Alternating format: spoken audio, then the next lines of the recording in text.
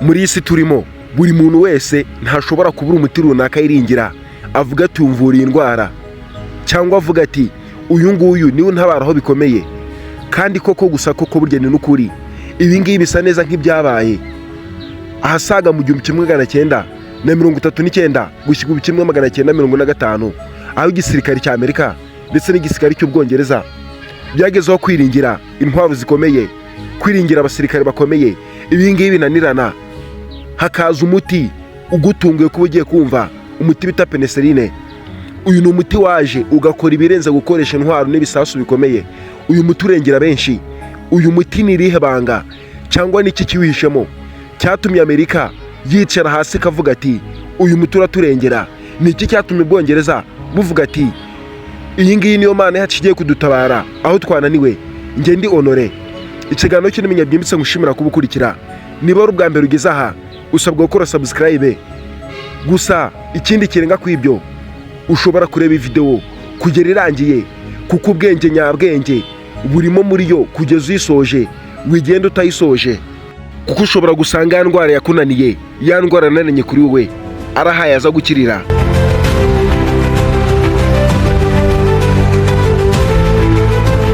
Ahasaga mu mwaka w'1928 Alexander Fleming, uyu wari umuganga ndetse akaba n'umushakashatsi w'Umwongereza, ubwo yari arimo akora ubushakashatsi kuri bacteria cyangwa kuri bagiteri cyangwa tukavuga udukoko dutera indwara bitaga Staphylococcus aureus.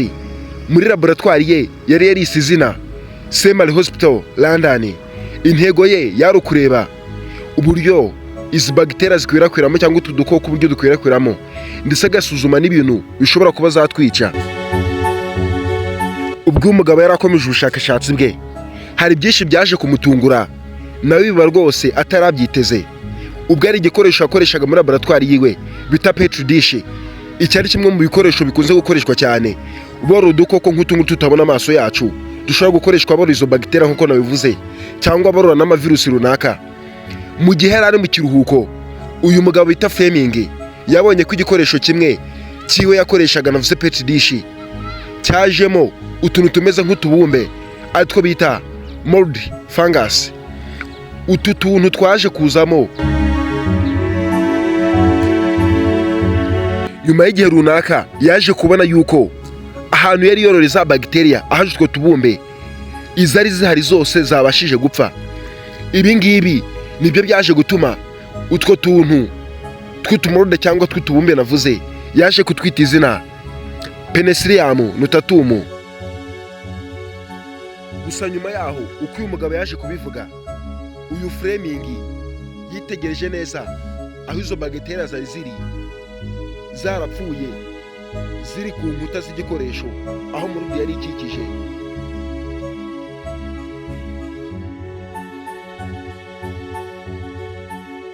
Ndetse yasuzumye amazi, asuzuma n'ibice by'uwo morude. Ibi ngibi byaje gutuma abona yuko hari ikintu muri morude kikize bacteria. Atangira kwibwira ati iyi si morude gusa, ahubwo uyu ni umuti w'ubuvuzi.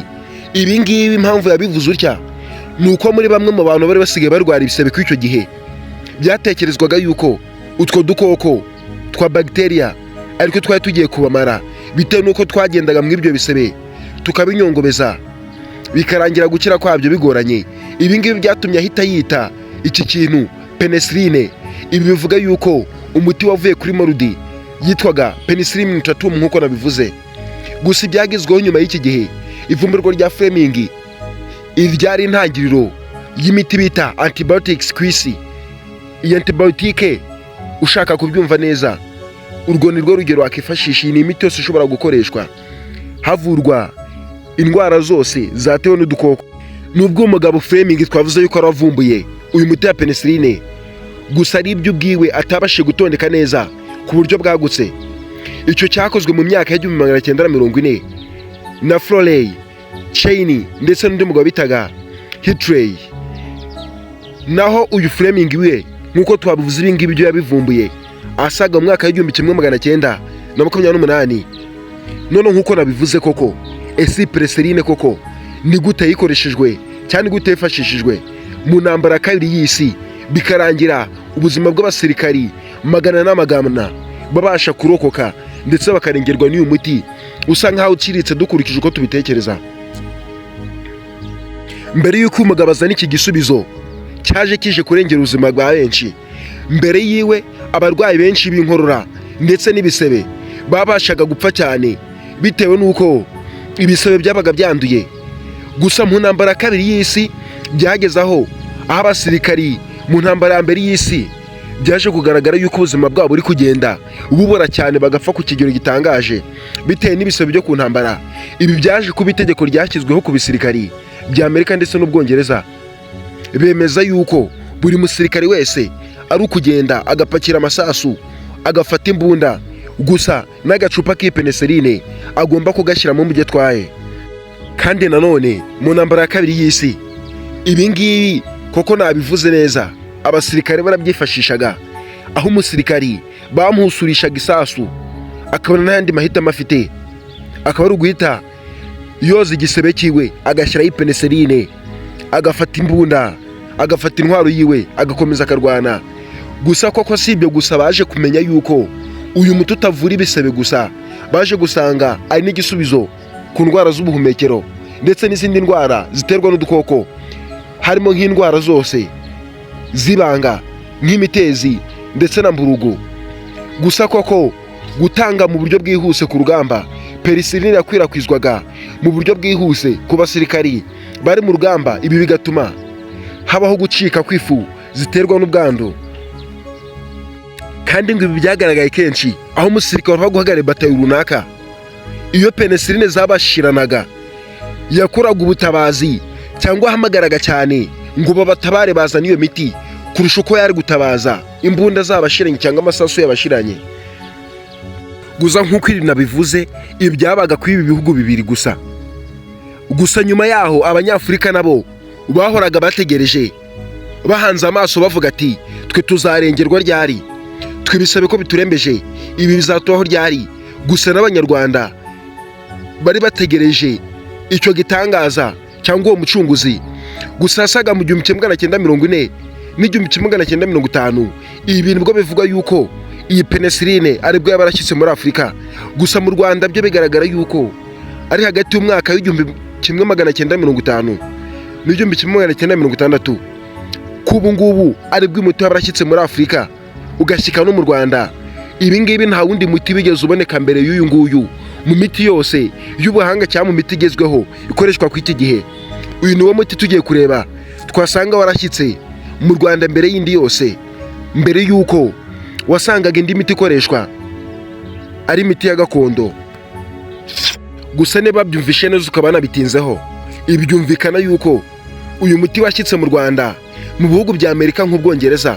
Uyu muti umaze nk'imyaka ishika muri 300 bo bawukoresha. Gusa niba nabivuze gutya gusa, uyu ntago ari wo muti w'igitangaza abayeho mu buzima bw'iyisi, cyangwa ntago ari wo muti wonyine w'igitangaza wabarabayeho mu mateka y'isi.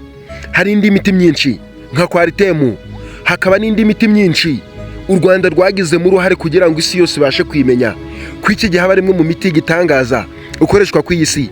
Iki ni igice cya mbere cy'ikiganiro cya MENYABYIMBITSE kivuga ku mateka y'iyi miti, uruhare rw'u Rwanda muri byo ndetse n'ukuntu isi yatabawe biturutse ku iyi miti twe tuba tudatekereza yuko ari igitangaza.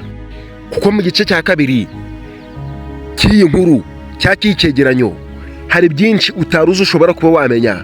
Kubera iki bundi muri Afurika cyangwa kenshi mu Rwanda iyo ugiye kwa muganga kwivuza malaria bagupfunyikira cyangwa baguhereza umuti urimo udupaki tw'imiti, ariko buri kose karimo ibinini bine, kandi iyo miti ikaba igomba guhura n'imisi ishika kuri 3.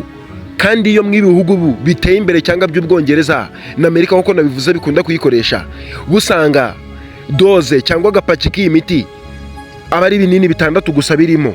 Kubera iki se ahubwo nyuma yo gukoresha umuti wa malaria usanga kenshi ari bujya waremba kurusha uko wari urembye mbere? Ahubwo se nanone wakibaza ati kubera iki muganga kubwira ati iyi miti uzayinywa ari uko umaze kurya kandi wahaze? Nge ndi honore nkuko nabibabwiye. Ikiganiro cyo n'MENYABYIMBITSE amashimira kwa mukurikira. iyi channel ni ingenzi, ntukagenda udakoze subscribe.